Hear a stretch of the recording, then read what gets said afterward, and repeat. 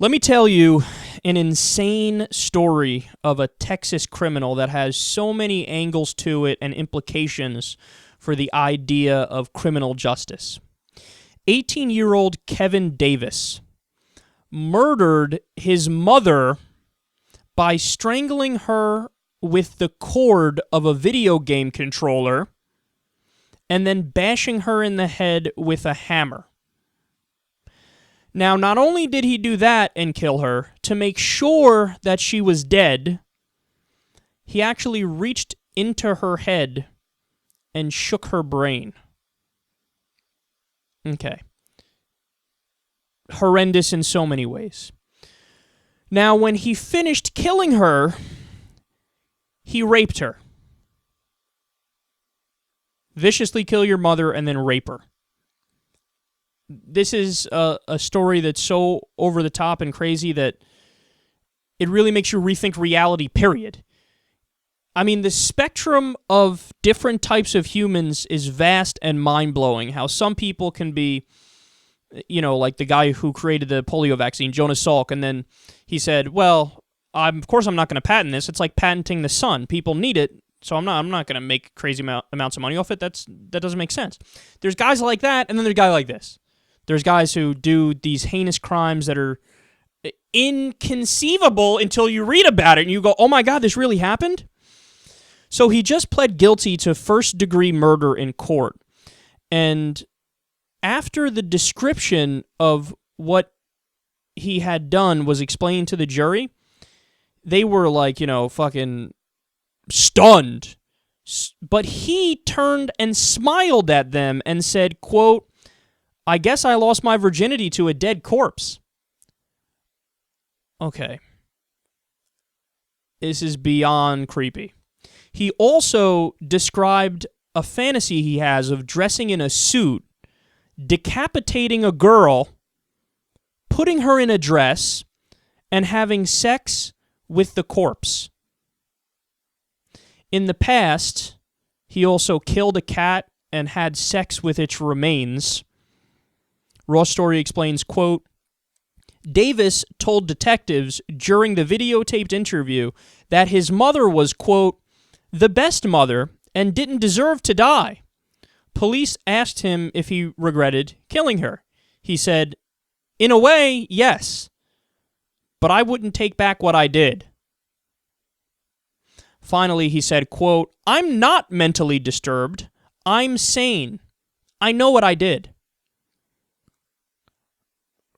Now, putting aside the grotesque nature to the crime and how heinous it is and how we all, I mean, the things I would enjoy doing to this kid, and you might say it makes me a bad person, but the visceral reaction, the gut reaction, it's like I would want to beat his fucking face to a bloody pulp, okay? I'd want him to feel it, okay? And look, that's the thing is you don't allow people who have that feeling to take over and do a lynch mob or something like that. We're better than that. We have a process and a system based on justice, and we're a nation of laws, not a nation of men or revenge or retribution. But the aspect to this that I want to talk about is what this tells us about criminal justice and the idea of punishment and rehabilitation. So there's two aspects to this. One is, within this story, you can see why I don't describe myself as a liberal or a progressive on the issue of criminal justice. I oftentimes say I'm a moderate. Now, what does that mean? Look, in theory, I'm for the death penalty because I think it logically makes sense to get rid of people who are too big of a problem for society. But in practice, I'm against the death penalty, okay, because we get the wrong people sometimes and we're fallible. So in that respect, you know, I'm more with the progressives. But in terms of overall criminal justice, I always say that sometimes you should do pure rehabilitation, sometimes you should do pure punishment, depending on the crime and the circumstances, and sometimes you should do a mix of both. And this guy right here, I think, gives credibility to my argument when I disagreed with the European Human Rights Court when they said, we're banning life in jail without the possibility of parole because that's cruel and unusual. To which I respond, no, it's not. It depends on the circumstances. Sometimes life in jail without the possibility of parole is totally merited. For this guy, this is a perfect example of that. Now, that doesn't mean that he shouldn't receive some sort of something to de-crazify his mind if it's at all possible. Of course, you should receive treatment in that respect. But I don't want him ever having the possibility of getting out. So, in terms of my more conservative side and my moderate side on the issue of criminal justice, I take that out of this story, that I'm emboldened in my position that some people should have life in prison without even the possibility of parole, and this guy is one of those people. But on the flip side of this, another thing I get out of this is there's no way that this is environmental or cultural, that this guy had a purely bad upbringing, and then that's what led him to do what he did. There's no excusing away what this guy did. So what that tells me is there's something very wrong in his brain, okay? And from that perspective, you could argue it's more of a biological and innate thing that led him to act in these vicious ways, and then it becomes hard to punish extra severely because of that, because it's like if you have like your amygdala is damaged, right? Or you have some insane chemical deficiency and imbalance, well, then that lends credibility more to the progressive argument where they say, well, look, it was literally impossible for him to avoid acting violent because the area of his brain that is responsible for violent outbursts is totally fucked up, and we can prove it to you using scientific data and information. So there are two aspects to this. Again, one lends credibility to the progressives where it's like, this guy was fucked up on a chemical level, dude, okay? And then the other side, I think, lends credibility to the more conservative argument or the moderate argument of you can't have people like this in society. You just can't, because what are the chances this guy gets rehabilitated? I say 0, honestly. Maybe 1%, I say, because something's obviously wrong there in his mind. You want to risk this guy possibly getting out again?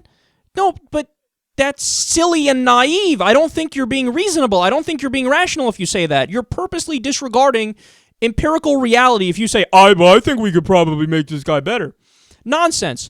So again, the reality is this story actually gives credibility to both sides, the moderate/conservative side and the liberal side in those different areas.